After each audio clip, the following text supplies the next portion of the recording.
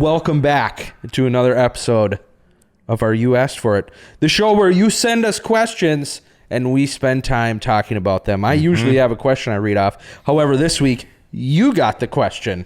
Yes. All right. This was not officially submitted via one of the 3 approved questions submitting We'll talk about those things, later. so I will not tell you who this is from. Okay.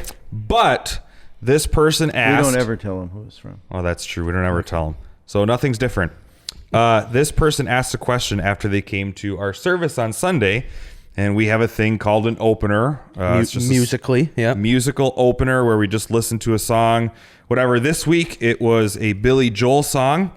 And he says, hey, I came to church on Sunday, and when I got there, the first song I heard, it was rock and roll music from the world. Not sure why we play rock and roll music, and it really took me out of worshiping the Lord. He says, could you explain to me why we did that? I thought we didn't live in the world. If I want to listen to rock and roll music, I'll go back into the world.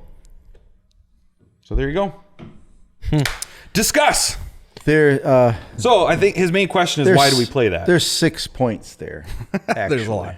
But before you go, if I may, and you used to be a worship leader, so you're not going to answer this. Okay. I'm going to take this just from like a mere spectator point of view. This is kind of how I've always viewed it. If we ever play a secular song, if we ever play a rock and roll song, we kind of put it right at the front as an opener. I've always viewed it as kind of a way to, if somebody's newer, if they're not, maybe accustomed to Christianity, they're checking out church for the first time. I've viewed an opener like that as kind of a way to break down a stereotypical barrier. That's how I viewed it, as like, hey, it's okay that we're playing this secular song. You're not in some holy place, some holy building. We just want to kind of meet you where you're at. That's how I have viewed them. Now, I'm sure you have several more points to go along with that, but... Well, just from the question, there were several points there, but I would love to start out answering that by just first addressing, I understand where this is coming from. Yeah. And especially if you've been around church for a while, there's this concept or this idea that church is this holy place that we come together, and many places even call it the house of God, and everything in there's got to be sacred. And in Old Testament, they cleansed everything by sprinkling blood, and it was sacred and all that. We live in a different time where Jesus kind of opened all that up. God's presence is everywhere. Yeah. It's the idea of what we think. I mean, this person might even say, why would you wear blue jeans? Why wouldn't you wear your best to church? Why wouldn't you do, everything there to be sacred and holy, like, kind of a feeling? I wear a hat every single Sunday, and I'm on stage. And I know some people view that as disrespectful. Just side note, I talked to Casey, my wife, on Saturday night. I was just kind of get stuff ready because I wake up early. I said, hey, you think people are ready for the speaker guy to wear a hat? She said, no, probably not yet. Not yet. Got to ease into certain things. That bald spot gets any bigger, you might want to. Believe me. That's why I wear one. That's why I wear hats a lot. We're thinning out up there. I saw the reflection a little bit. It was hard. But anyway, back to the question. I understand where people are kind of stuck into a mode of thinking what church is all about. However, we're going to explain quick. This is your son, Ross. This is Ross. You want to say hi? Say hi. You got to bend down a little bit. Put your face right here. There you go. Say hi to that camera. Say hi. Hi. Ross is here with us while we're doing this. You asked for it. So when you hear interruptions, it's Ross. And it's just Ross. So can you stay there while we continue to talk? Okay. I think so. To basically, we understand where this is coming from. However, I would encourage this person, and maybe you as well, to just kind of relook at what a service is all about.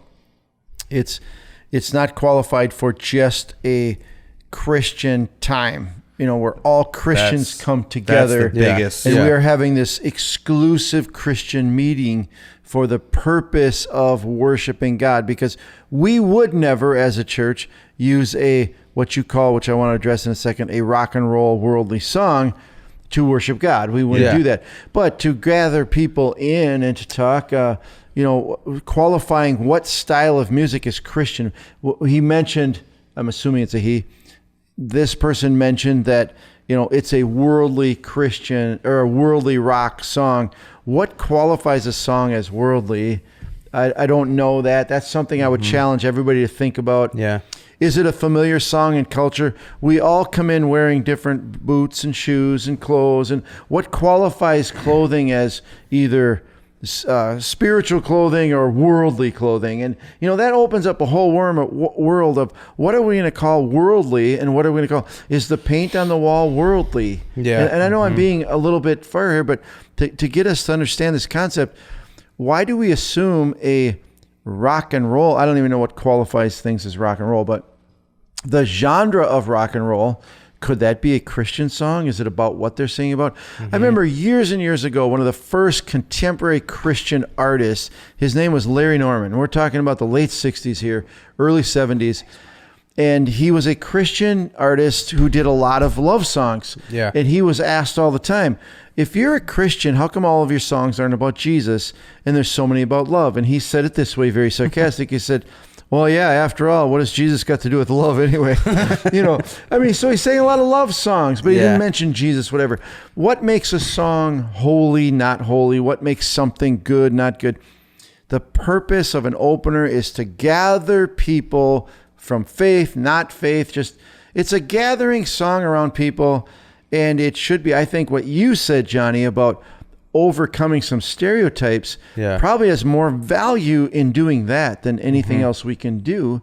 I think I always thought if we're trying to draw people to Christian, do we have to draw them to a different hairstyle too? Do we draw them to a different language? Yeah. Do we have to draw them to a different music style?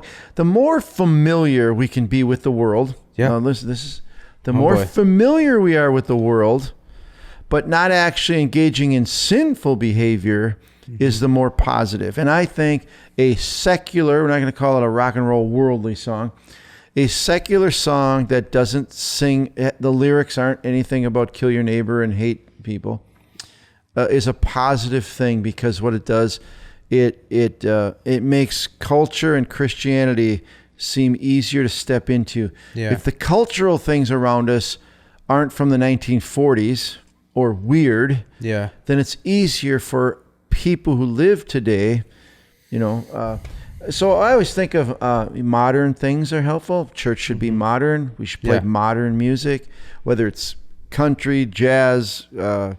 There's not much modern jazz, but I think blues. I personally love blues and rock and stuff, but it's more of a genre than it is a good or evil. So I think calling it worldly is one of my big questions, is like, why do we think that's worldly?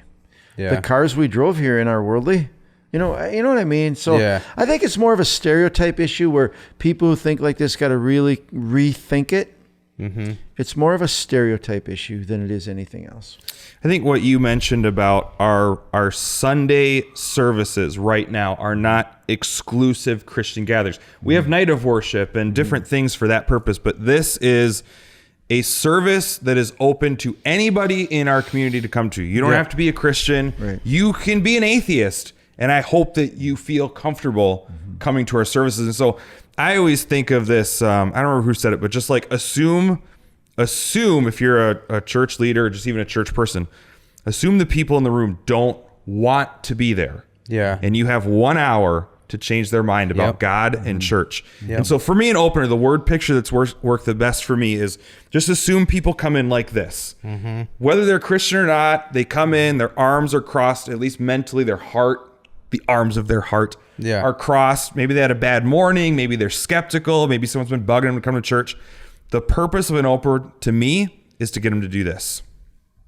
Yeah. That's it. Open up a little bit. Just Relax open up. a little Like, bit. let's break the ice. We're not a bunch of weirdos. We're not a cult. We're not going to make you do something that you don't want to do. We're going to present what we believe. We're not shying away from what we believe about Jesus Christ or what the Bible says, any of that sort of stuff.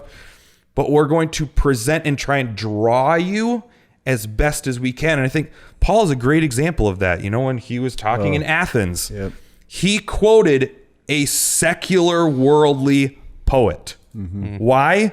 To reach people that were secular and worldly. Did he believe everything? No, I don't know what he obviously didn't believe in what the culture stood for at the time, but he used that as an opportunity to get the people of Athens to uncross their arms and listen to what he had to say. And then he even writes later, like, hey, To those under the law, I become like one under the law, even though I'm not under the law. To those not, to Jews, to free people, to whoever, I try and become as much like them, not to a sin level, but in everything else up to that. Why not? Like, why wouldn't we want to try and reach as many people as possible? Appear worldly. Yeah. I'm not, but I will appear worldly to reach people in the world. And I think a huge thing, if you were to answer this question, I know I've answered this question to myself and to others many times, like what would a perfect church look like? And especially around pastors, you talk a lot about that kind of stuff. To me, a perfect church gathering on Sunday morning would be 25% of the people in there do not know God whatsoever. Yeah. They are Muslims, atheists. I mean, that's who we want there. Mm-hmm. And to get them to, we have to treat them with respect. We have to speak in a way that is not condescending, condemning, or you're stupid if you don't believe like me. But also the atmosphere. That opening song being familiar, a secular type song, is doing exactly that. And I think we should do it more often, and I think it's very important to do that.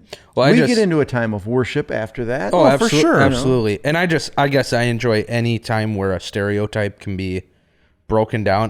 Like I said, I mean, we've all worn blue jeans on the stage. We all, like I said, I wear a hat every single week. One, because I have thinning hair and it's horrendous to look at. But two, it's breaking that stereotype where it's you have to dress a certain way. If you're within the church, you got to look a certain way.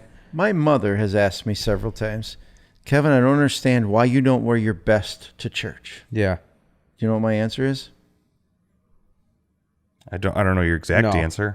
Oh, it's because people wouldn't want me to wear camouflage. My very best, most expensive things I own are camouflage. Okay. That's amazing. Oh, that's perfect. That is perfect. Well, I think that's just important. Like, I mean, I had one girl talk to me once after a service, and she said something. I think she slipped up and said a swear word in her conversation.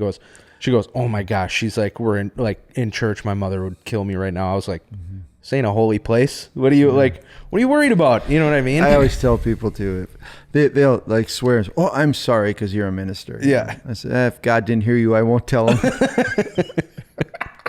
Good. We could get into a whole nother topic about saying pickle or some other 4-letter word. But for the question today. Yeah, anyway, just the opener is just, it's a way to, like you said, spread those arms, break down a stereotype, help everybody feel welcome and comfortable.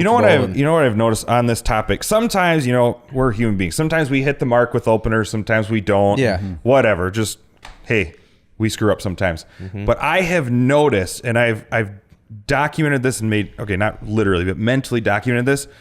When an opener hits the mark, when people do this, when they laugh, when the majority of the crowd is smiling after that, it is incredible how much more engaging the service is the other 55 minutes. It works. It is. Yeah. It works.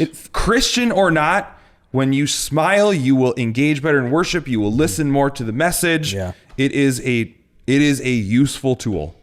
So really quick, just so people know. Yep. It's not like we just don't pick any song out of the. There's basically 3 criteria that a song has to go through. If it has to meet 2 of these 3 or 4 criteria to be chosen as an opener. So it's not like we just pick anything.